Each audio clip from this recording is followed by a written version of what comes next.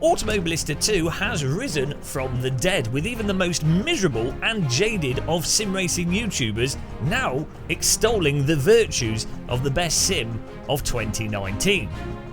However, because this is Gamer Moss and I like to be overly critical and even more miserable than the other more miserable sim racing YouTubers, in this video what we're going to do is talk about the things that I believe are holding the simulator back, or the things that Reza, if they can resolve, polish and improve, would turn Automobilista 2 from a resurrected from the dead title into a holy grail of sim racing title. So fasten your seatbelts and let's get ready for a little bit of a wild ride. Now, in order to do this wild talk and drive, we have jumped into the Caterham 620R. Now, I picked this specifically because it actually makes our first point very clearly, but also because the Caterham Superlight and the other Caterhams I've driven before, I really didn't like, if you've seen our previous videos, whereas this Caterham actually, I feel, embodies the spirit of a Caterham and is really quite fun to drive. Before I get to track, for those of you that want to know, in terms of setup here to get it to drive how I want it to drive, I've moved the brake bias a bit further to the back so the car rotates on the brake a bit more than the default setup. I've made the steering lock higher or lower. I'm not quite sure of the right word to use there because I'm thick. I've made the steering more responsive though, and I've reduced the anti-roll bar so the front turns in more. Basically, I've made the car a little bit more nimble, especially on the turning. We could adjust the diff, but I haven't, and I don't, and I'm not going to. So let's get on track and talk about this. So, why I picked this car to start things with, and why this is a really great example of this first point, is that one of the biggest issues with Automobilista 2 is that it suffers from too many car-itis. And with that, the result is that the quality of the content in AMS2 is all over the place still. And you can have cars in here that are really fun to drive. Specifically, I think the GT1 cars are nice and fun to drive. This Caterham's fun to drive.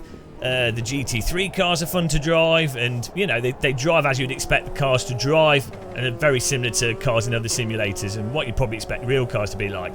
However, there's also a ton of vehicles in this simulator that not only handle awfully, even if you fiddle with the setups, but they just slide everywhere. They're super vague. They don't make any sense. The sound of the cars is awful or glitchy and buggy sounding. You know, it's just content that's not really that polished. So you could quite easily buy Automobilista 2, jump into it, and have an absolutely terrible experience just because you picked the wrong cars, whereas someone else has picked the right cars, or the cars that are more polished with nice audio, nice handling, nice default setups. You know, they will actually have a completely different experience to you.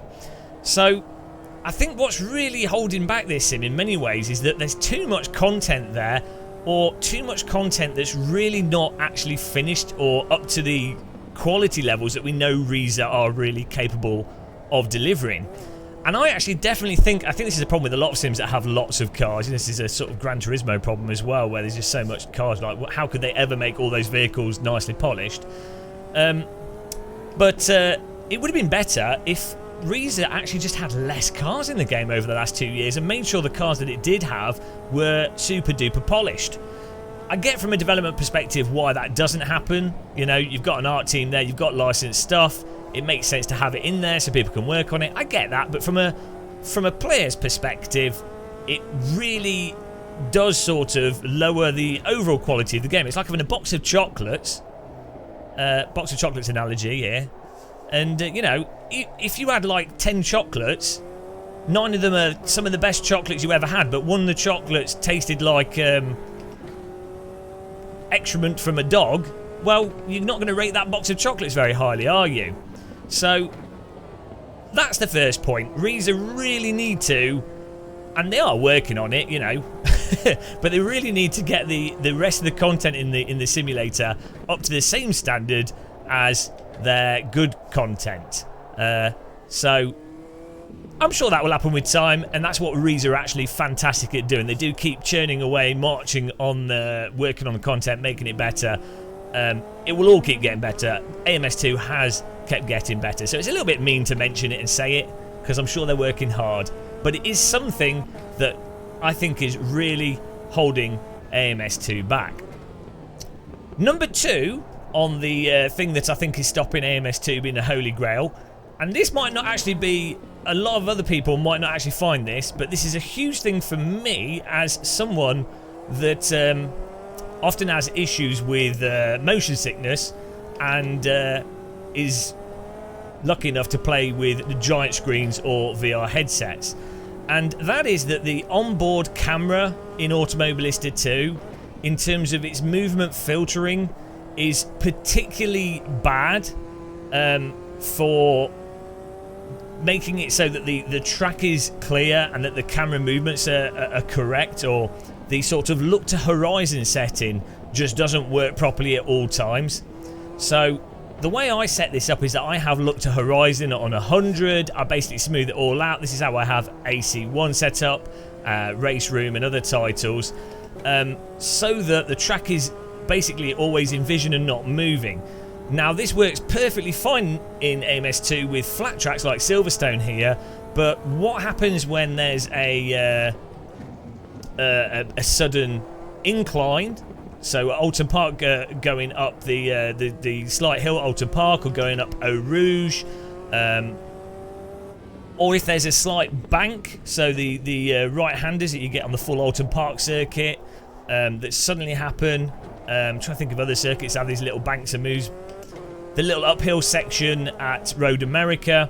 What happens with these sudden inclines and sudden bankings is that rather than the camera staying flat on, or keeping the track flat, it suddenly hits like a clip, and then you suddenly get movement in your camera that otherwise would be a fixed view, and that is really, really nauseating.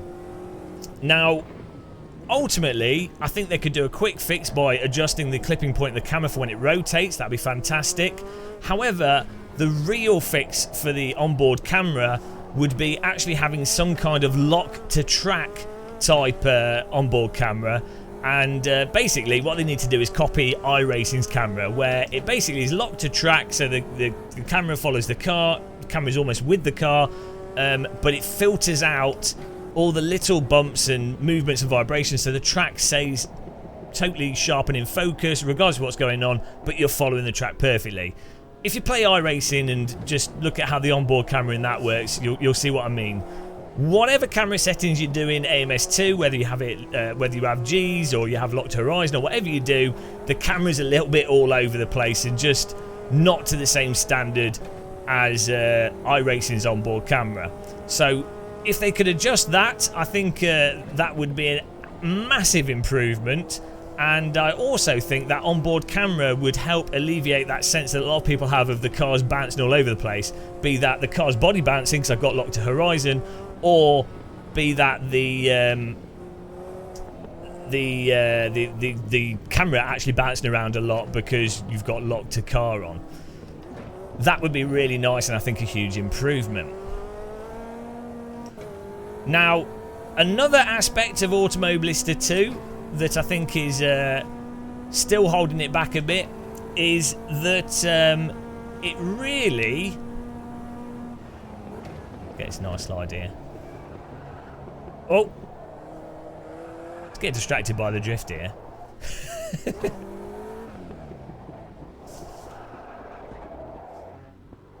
They really need to iron out some of the multiplayer bugs with the netcode and the spontaneous disconnects that you get.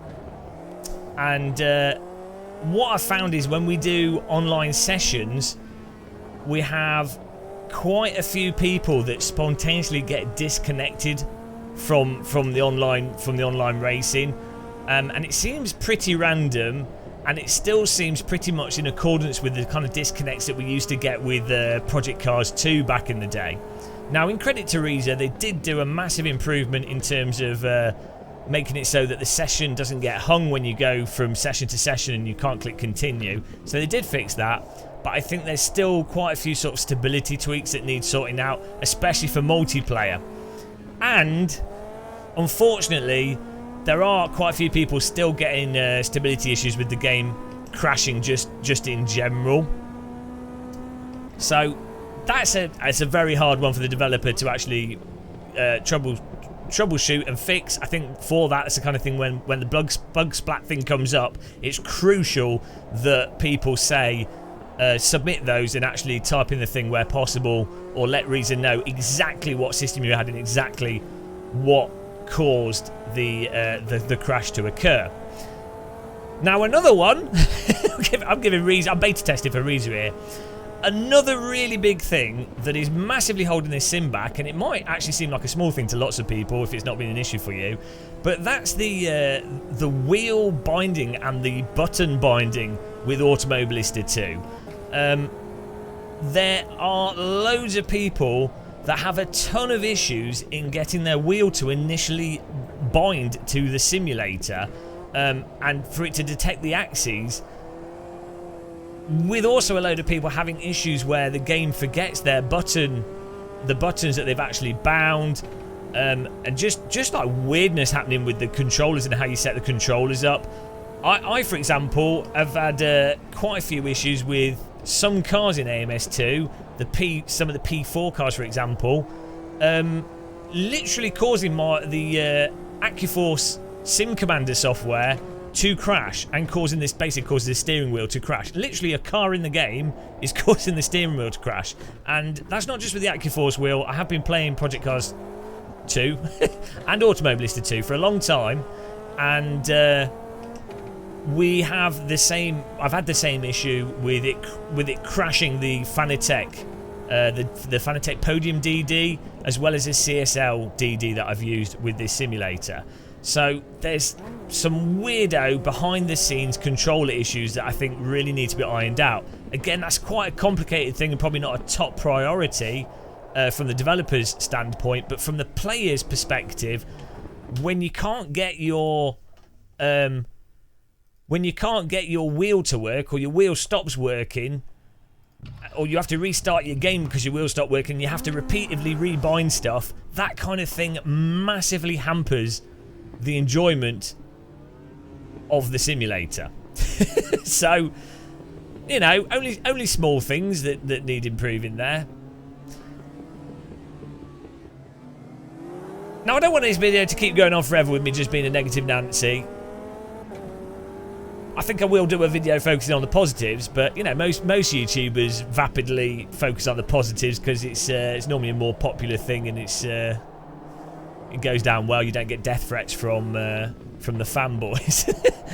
But ultimately, I think the biggest thing is that it feels like the last big update they did effectively got Automobilista 2 into what would have been amazing if what it is now is what the beta of AMS2 was. Gamer Muscle needs to learn how to drive. Because now, how it is right now, it's a really good, solid foundation, a little bit of a mess in places, but you can really, really have a good time with AMS2. You can load it up, if you pick the right content, you pick the right settings. It's a really nice package, it's great to use, and there's a lot of fun that you can have with it.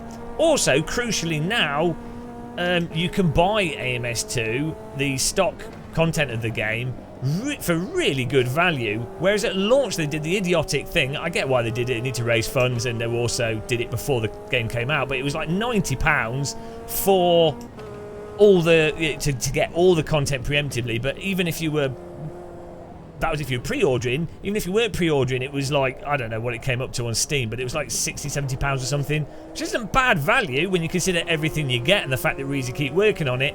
But it just looked awful to people that were getting into it in the first place. It really just put off a lot of people from buying it.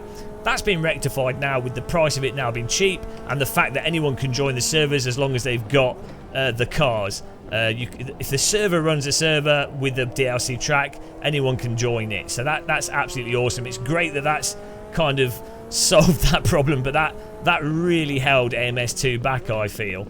And I'm someone that actually bought it for £90 because I'm a big Reza fan, and I actually think I was pretty certain that Reza would deliver on it eventually.